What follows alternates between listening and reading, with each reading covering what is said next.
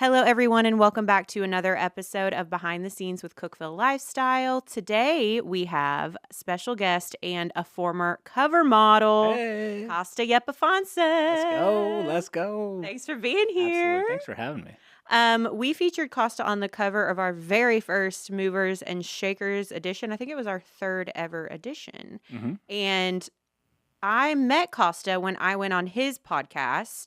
He has a podcast that's been around for how many years now? It's been around for 4 years, almost 5. I think it'll be 5 in May. Wow. Yeah. One of the most long-standing podcasts besides maybe... Well, I mean, in terms of episodes, I think we are only behind Good Morning Cookeville, but they record multiple times a week. Every single day. Oh, every single day. There you go. Well, they're live. Exactly. They record from this studio, Willow Window Studio, shout out. Nice. And they're on the radio, so a little bit different. Yours is primarily podcasts. Right. So we record once a week. So we've got about 205 episodes. So maybe it's 4 years because, I can't do math. But that being said, it's we get about 50,000 downloads every single month. 95% of those listeners are in the Upper Cumberland. Wow. So it really is a local community podcast. We talk to so many interesting people about so many interesting things, and we try to keep it kosher. Sometimes it gets a little controversial, but it's all in good fun. But Costa's very well educated, so I feel like he could talk about any topic, whereas you need to probably keep it a little lighter with me. No. But that's how I initially met Kosta, and Morgan, who is his podcast producer, is a gem, Morgan Franklin. Mm-hmm. She is so professional, and she sends over these prep sheets. It's amazing the way she's running this thing. But I met Kosta through her, and then I learned more about him. I don't feel like I really knew much about you when I came into the interview about the magazine. People are just so self-centered; they never try to realize anything about the host. It's okay. But the show's not about me. It's about y'all, It's about the community learning more about the interesting people that are... But as a former publicist, I always would tell my artists, you need to know, like, the host kids' names. You need to know what... And then I didn't even take my own advice when I went to do yours. But you know what? People, if you want to make a good impression, know something about Kosta. Yeah, it flows better.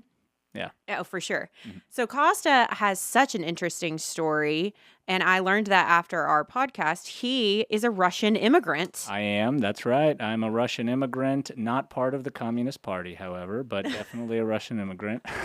Definitely good to clarify that. Yes. And you moved to the United States when you were how old? I was 5 years old in 1994 with my mom and dad. We came with the help of the Jewish Community Centers of America. Mm-hmm. And funny story, so when my grandpa, who moved here in 1992, he was the first one that came. So he went to Moscow to the Russian embassy, or the U.S. embassy, and he essentially threw his name into a hat, right? So it was a green card lottery, right? Okay. And so he got picked.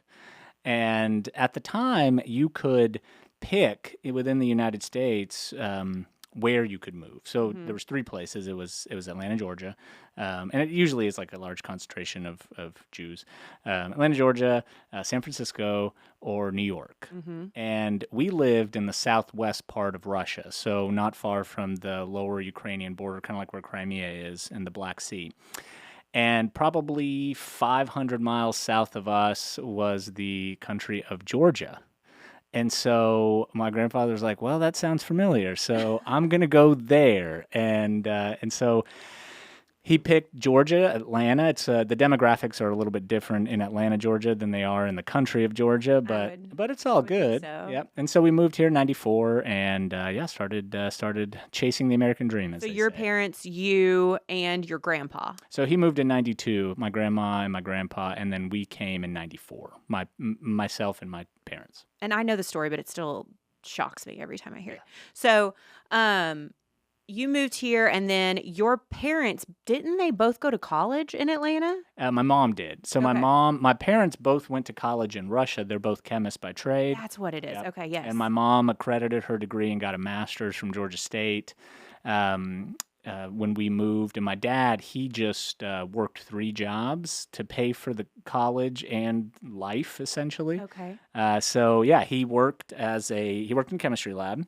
during the day, and then he'd deliver pizzas at night, and then he'd deliver newspapers in the morning. Wow. So Yeah. that's where you get your work ethic. I mean, I think there's definitely some of it there from him.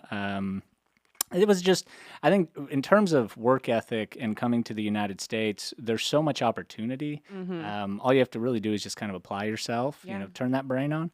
And it's one of those things where people just want somebody that's excited to be there, in terms of whether they're hiring you for something or giving you an opportunity that opens another door to something that you've always wanted to do. You just have to feel, you have to present yourself as motivated. And then when they give you that opportunity, you have to execute. So there's a lot of people that are motivated, but very few people can actually execute what they're saying they're going to do. Yeah. And I mean, I was fortunate enough to be able to execute well on most of the opportunities that I've received in my life, but I had a lot of help. I had a lot of help from my family. I had a lot of help from my wife. Shout out Jessica, who's amazing. Shout out. We'll get to you, Jessica. Yes, and I had a lot of really special mentors, whether it was when I was playing hockey. Growing up, or when I took my first job, even at Radio Shack. When my very first job was at Cool Springs Mall at Radio Shack, and the store manager there, he kind of took me under his wing, and I'd never really had a job, period, because I was always playing sports. Yes. So rewind real quick. Yeah. You left Atlanta and you played travel hockey. Yeah, I left when I was a sophomore in high school, and I moved to, I lived with host families. Yes. And I lived with a host family in Brentwood, went to Brentwood High School. So that's how you got to Tennessee. That's how I got to Tennessee. And then I played in Tulsa, Oklahoma, and lived with a host family there. And then I spent 2 years in Dallas, in the Fort Worth, Dallas area. Yeah. And then, This is while you were starting at 16, or how old were you? this was 15 to 19. Okay. Yeah. And then I was like, I'm not going to make it to the NHL, and I'm tired of asking my parents for money. Yeah. And so I was like, I'm just going to see what this work thing is. And one of the things that I realized is my very first day at Radio Shack, when I walked in the Cool Springs Galleria? Cool Springs Galleria, yep, across from the food court. It's, I went there with my kids for spring break. Oh, did you take them in, and were they excited? Well, so Radio Shack went bankrupt, so there's no more Radio Shacks. Yeah. But they turned it into a DSW shoes thing, or like a shoe store of some kind. And I just remember looking at it. They still have the watch repair kiosk right in front of it. And it just brought back so many memories, because I hadn't been in Cool Springs in probably a decade. Oh, wow. It's an amazing mall. It is. If you need a good mall, go there. So I had a good mentor there. And then I worked at Land Rover Nashville for 5 years and sold Range Rovers and Land Rovers. And that's really where I learned how to communicate and professionalism, and how to build what a career even looks like. Yeah. So there was a good foundation built from my parents, and then into the workforce. And then while I was at Land Rover, I met Jessica. And then, yes, that's where you met Jessica in Nashville. And Jessica is originally from Cookeville. So that's how you ended up back in Cookeville. Correct, yes. And you guys got the opportunity to move back here and work for her father's company, Home Caregivers. Correct. Is that how it worked? That's exactly it, yep. Perfect. And then you quickly just started running with it, and you took over. Yeah, again, capitalizing and executing on opportunities is the mission. It's the mission, and what ended up happening is we're living in Nashville. We had just built a house in Bellevue. So because he was clearly making the big bucks. I mean, as the top salesperson at Range Rover and Land Rover. It was a great living for not having kids. Right. In 2010, Nashville, before things were like the most expensive city in the United States, right? Yeah. Real estate and everything. And did you know that literally, okay, it goes Los Angeles, New York, and then Nashville in terms of the price, not of housing, but of food. Like if you go to a restaurant and eat, it's so expensive to eat in a restaurant in Nashville, like a formal dining type of Interesting. place. I did not know that. Yeah. This is if stick with Costa and you'll get all the random facts about things that you never knew you needed to know, but it's really fun. Yeah. I did not know that, and that's wild. I mean, it's just every single time you go there, you're going to spend at least $400 or $500. Yeah, You know, with more than two people. exactly. Yeah. So anyway, so we just built a house and everything was great, and we were working on our careers and talking about starting a family, and then we were presented with this incredible opportunity to be entrepreneurs. We always had an entrepreneurial spirit.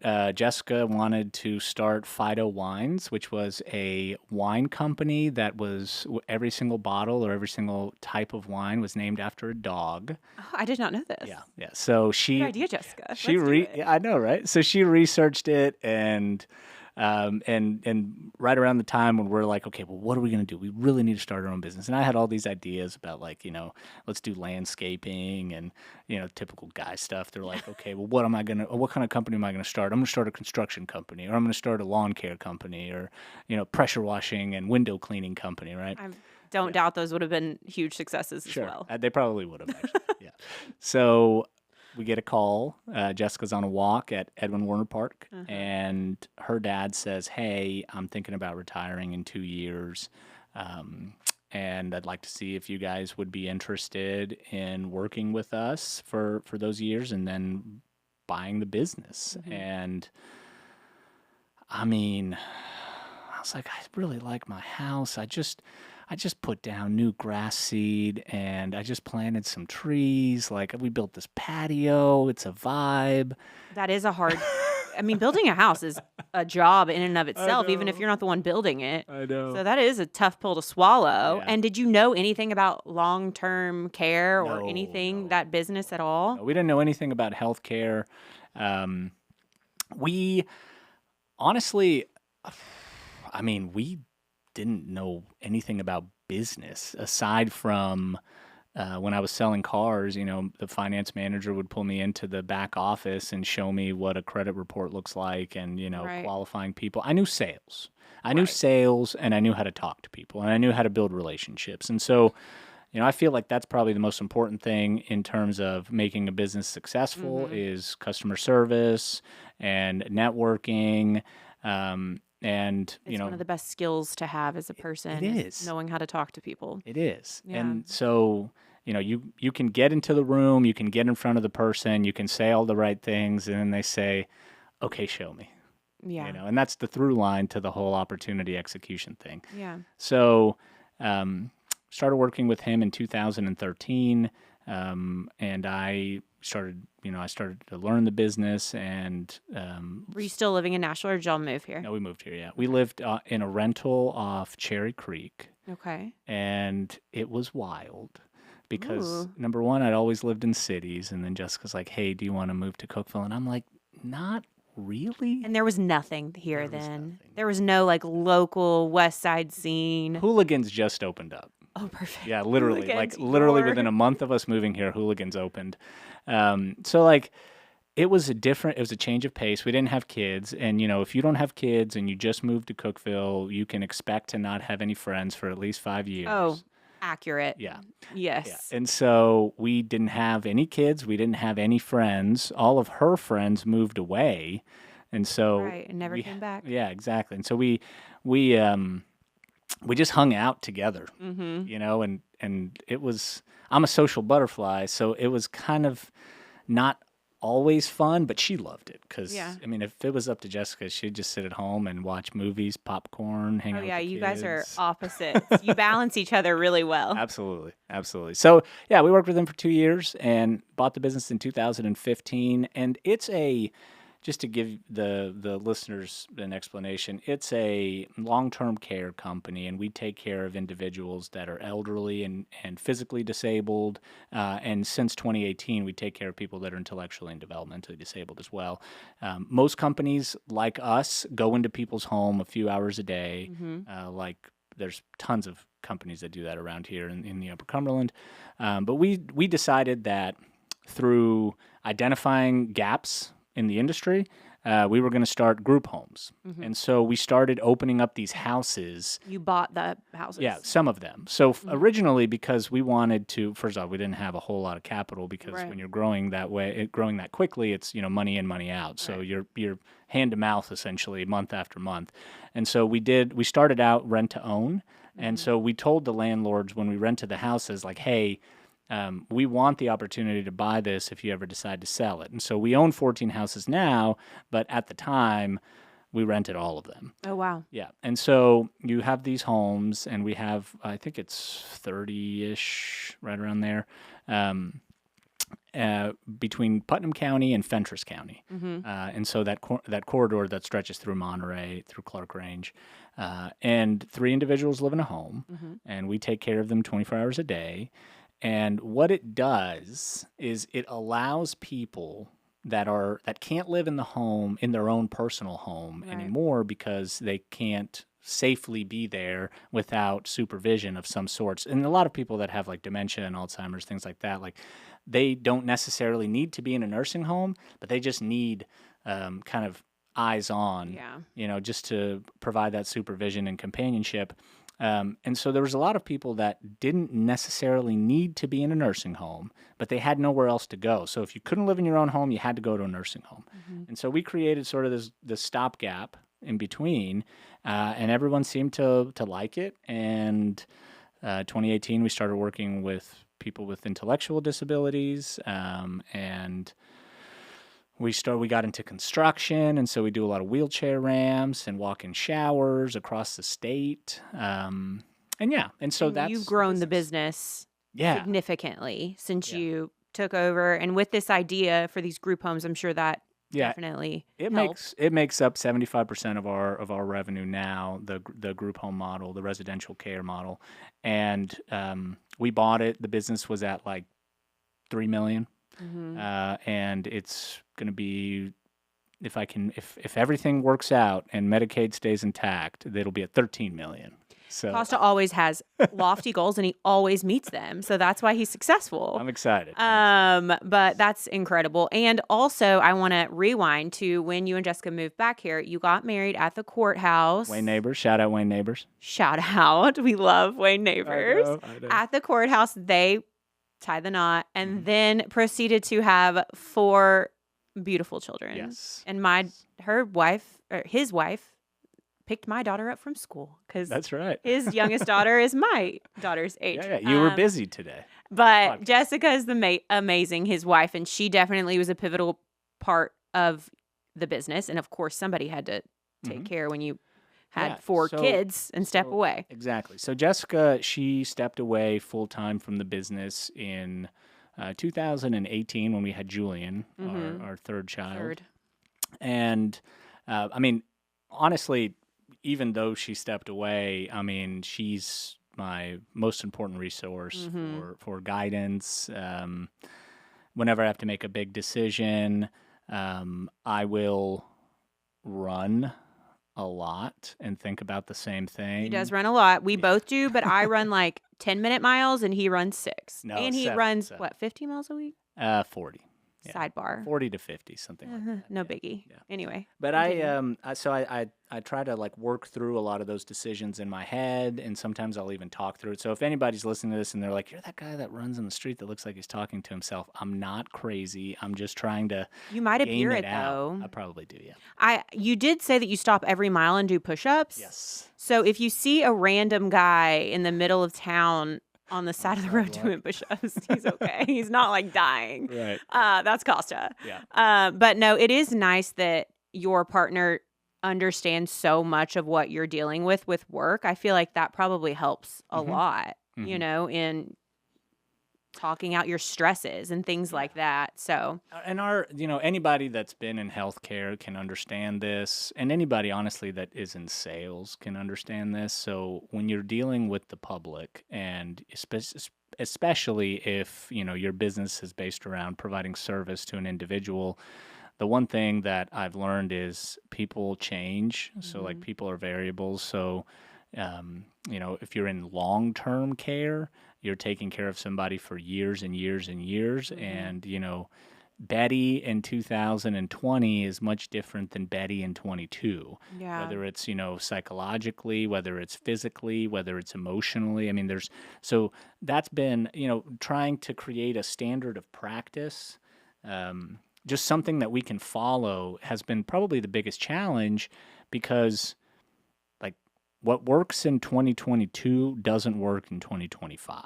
Right. And it's that creates a lot of stress. You have to adapt constantly. Exactly. Yeah. You're constantly adapting, you're constantly changing. And so from the inside, it looks like chaos, but it's organized chaos. Oh, for sure. Yeah. I don't know how he does it all, but Costa is very efficient, I think. Is Well, I that try. accurate statement? I try, yeah. Because he also is on like 15 boards and he Gosh, runs.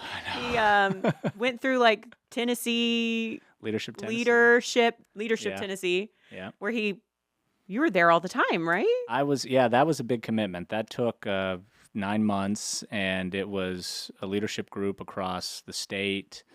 We would travel to different regions of the state and learn about some of the challenges that the state of Tennessee faces, but also a lot of the good things that they're doing, And so learning more about the state was important to me. Trying to understand essentially who gets what and why. Why does Chattanooga have the tech? Why are they considered like the tech mecca, whereas Memphis can't sometimes get clean air and clean water? So those things were important to me.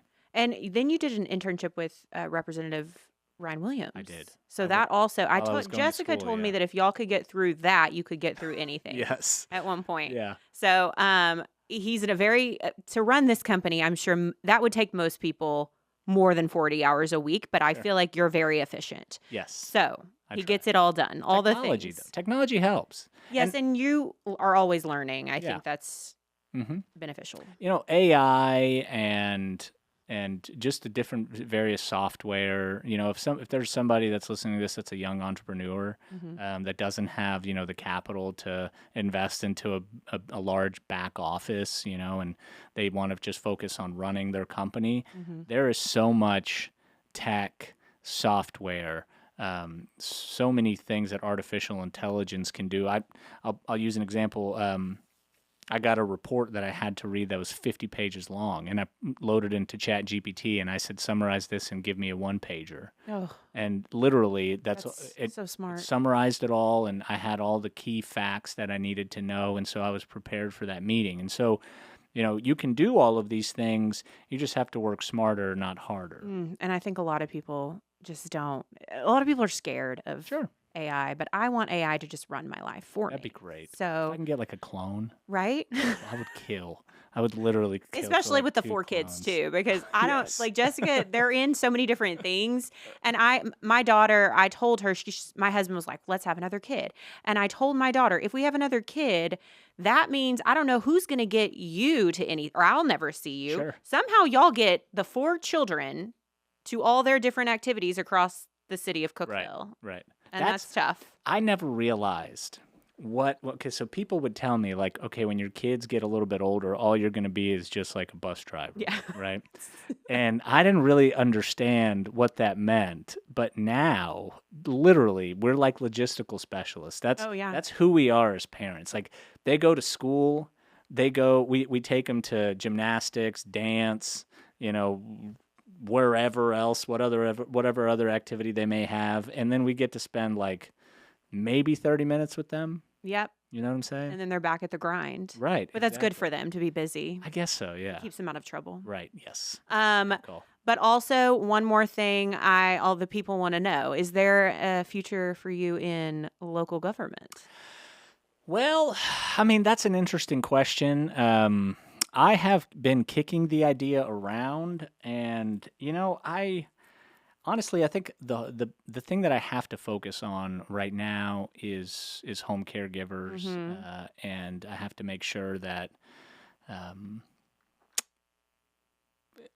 however many kids there is in our present or future, that I have time for them as well. Oh, it's so true. Yeah, and so I think the hardest thing to reconcile is I hate sitting on the sidelines. I hate it. Like you take me to a meeting, and if I can't be a part of the discussion, like I'll eat Itching. my hands. Like I'm just, beyond nails, and I'm just like, I feel like I have so much to contribute You have to a lot of any energy and you're discussion. motivated. Yes. Yeah. So that's probably the biggest thing that keeps me up at night is I want to be involved and I want to be given an opportunity to execute. And I hope that it happens one day. I don't think that it's going to happen in 26. Well, Costa's only 36, so he has 35. time. Oh, we're the same age. Costa's 35, so he has time. I know it seems like maybe he's a grandpa, not because of the way you look, but because of all the things you're doing. Sure. But he's not. He's 35, people. So Costa for mayor, 2035, I say. Sure. That'll give you 10 more years. Yeah. Your kids will be a little older. 2034. Perfect. Oh, he knows the year the election is. See, that's the brain we're dealing with. Well, anything else you want to cover, Costa? Let's see. Support your local PBS station. Shout out WCTE. Let's make sure that we take care of each other. Yes. Be each other's keeper, as they say, and a good neighbor. Mr. Rogers. Yes, exactly. And I want to thank you for having me on the show and giving me the platform to tell my story. Hopefully people take something important away from this. I hope so. And if you want the edition that Costa was in, hit me up at the Biz Foundry. I have lots of copies. And be sure to go listen to Better Together with Kosta Yepifantsev, where he's interviewed every single person that has ever done anything interesting in this town, because he's on episode 205. 205. Which is insane. Yep. I need to go listen to learn who I need to feature in the magazine. Yes. There's some really interesting people. We were going to try to get Al Gore, but we didn't get Al Gore on. But we're going to try to get John Rose on. He's running for governor, so hopefully... I believe in you. Thank you. I think you can make it happen. I'm excited about it. But thank you guys for joining us, and we'll see you next time. All right.